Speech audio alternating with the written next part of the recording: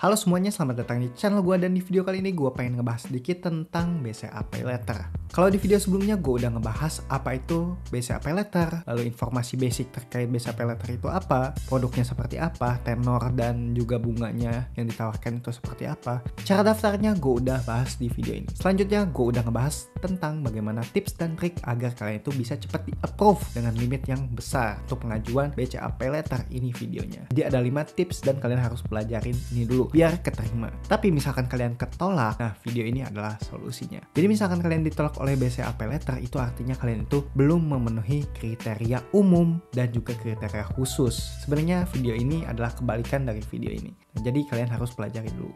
Untuk BCA Pay Later, gue bakal jelasin sedikit terlebih dahulu biar kalian lebih paham. Jadi untuk produk BCA Pay Later itu adalah produk beli sekarang tapi bayarnya nanti. Itu sama seperti kalian itu kredit dengan tenor 1, 3, 6 atau enggak 12 bulan. Sebenarnya sistemnya sama aja sih dengan kartu kredit. Tapi untuk misalkan kartu kredit itu adalah metode lama ya. Jadi kita itu pakai kartu untuk membayar tagihan atau enggak belanja atau enggak ya intinya keperluannya. Tapi untuk di Pay Later ini adalah salah satu bentuk inovasi kredit. Dan Pay Later itu biasanya diakses di smartphone, penggunaannya mudah, hanya menggunakan QR code. Lalu untuk simulasi kredit dan juga besaran bunganya itu bakal langsung tertampil di layar. Kalau untuk kartu kredit kan enggak gitu. Maka dari itu, karena kemudahan yang diberikan oleh Pay Later, ya sekarang eksistensi kartu kredit itu udah mulai menurun dan Pay Later pun jadi salah satu solusi untuk bertransaksi. Nah di sini kenapa bisa kalian ditolak? Ya tentunya ada beberapa kriteria khusus dan juga kriteria umum yang enggak kalian penuhin. Nah intinya seperti itu, misalkan kalian dapat penolakan. Nah kriteria umum misalkan kalian pengen ngajuin Pay Later,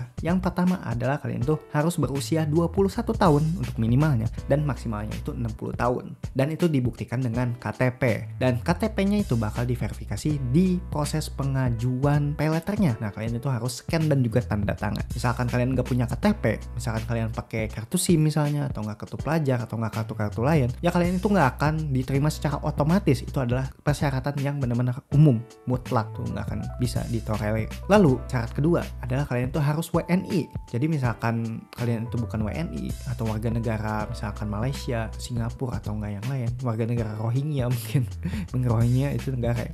Nah jadi kalian itu nggak akan bisa di approve gitu ya. Jadi untuk persyaratan umum kalian itu dibuktikan dengan scan KTP dan juga verifikasi wajah gitu. Tapi untuk verifikasi wajah biasanya udah dilakukan di My BCA-nya. Jadi kalian itu nggak usah ngelakuin lagi. Dan ada pula persyaratan khusus, misalkan kalian pengen diterima atau enggak, ya kalian itu bisa ditolak oleh pihak BCA. Misalkan kalian lagi ngajuin BCA Pay Later. Nah yang pertama, kalian itu wajib ngegunain produk BCA terlebih dahulu. Minimal itu rekening. Dan rekening itu sebenarnya beda-beda ya. Ada tahapan ekspresi misalnya, atau enggak BCA Blue, atau enggak BCA Tapus yang biasa gitu. Yaitu ada standar-standar limitnya atau saldo mengendapnya. Jadi misalkan kalian ngajuin pakai rekening BCA, nah itu usahain pakai rekening tabungan yang benar-benar tabungan yang saldonya, yang saldo mengendapnya itu banyak. Nah kenapa? Soalnya kalau misalkan di Pay Later lain kayak Shopee Pay Later, proses evaluasi limitnya itu berdasarkan banyaknya transaksi dan besarnya nominal transaksi. Semakin banyak transaksinya, semakin besar nominalnya, kalian itu bakal dikasih limit yang besar. Tapi kalau untuk BCA Pay Later itu based on rekening koran kalian. Jadi misalkan rekening koran kalian yang diajuinnya itu mungkin saldonya kecil, sedikit di bawah 1 juta, atau enggak transaksinya itu banyak dan sampai 0 gitu rekeningnya, ya kalian itu nggak akan di approve oleh pihak BCA-nya, langsung ditolak. Jadi usahain kalian itu misalkan pengen nge-apply pakai rekening BCA yang saldo mengendapnya itu banyak agar limit kaliannya itu besar dan benar-benar disetujuin oleh pihak BCA. Jadi si analis banknya itu nggak ragu lagi buat nerima permintaan kalian. Jadi usahakan jangan pakai rekening untuk bekerja atau enggak untuk transaksi gitu ya. Biasanya kan kita rekening itu ada banyaknya, ada tabungan, ada yang buat transaksi atau enggak nerima gaji dan yang lain-lain. Usahain yang di-apply itu ya tentunya rekening tabungan aja yang saldo mengendapnya itu banyak biar limit kalian itu besar juga. Yang kedua, kalian itu ditolak kenapa? Ya tentunya kalian itu adalah bukan pengguna aktif atau enggak pengguna BCA yang setia gitu. Salah satu pengguna aktif atau enggak setia di BCA ini ada banyak kriterianya. Yang pertama, tentu saldo yang tadi itu harus banyak.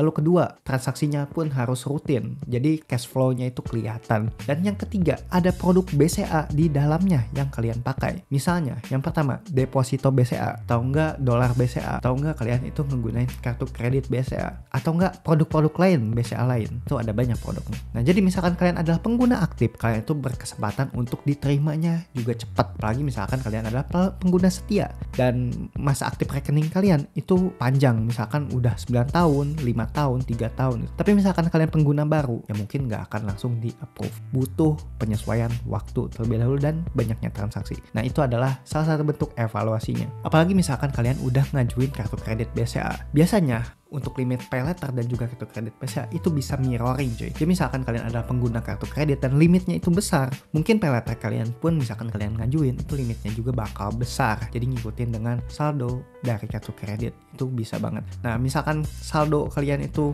besar di rekening, ya otomatis kemungkinan limit paylater kalian juga itu bakal besar. Jadi kalian harus sesuaikan aja, jangan sampai kalian ditolak. Dan ada juga kriteria khusus lain yang bakal gue sebutin. Nah, misalkan kalian adalah pengguna produk perbankan kayak paylater atau enggak multi finance gitu untuk pembiayaan kendaraan elektronik ataupun rumah gitu, kalian lagi nyicil rumah, ya usahain cicilan kalian itu terbayar dengan lunas dan juga lancar. Jangan sampai ada kredit macet. Misalkan kalian ngegunain produk finance tadi walaupun di bank berbeda, misalnya kalian tuh ngajuin paylater di Shopee juga atau enggak kredit di finance lain atau enggak di bank lain, data itu semua itu bakal terintegrasi di satu historis, namanya itu Slick OJK. Slick OJK ini kayak main game ya, dia itu bisa menimbulkan skor. Jadi misalkan di salah satu bank kalian ada kredit yang macet atau enggak hutang kalian itu belum lunas atau enggak, ya intinya ada pembayaran yang enggak benar gitu, yang mengakibatkan skor kredit kalian itu jelek. Biasanya skor kredit itu disebut call 1 sampai call 5. Nah, call 5 itu udah bahaya gitu. Bank itu bakal ragu untuk menerima kalian.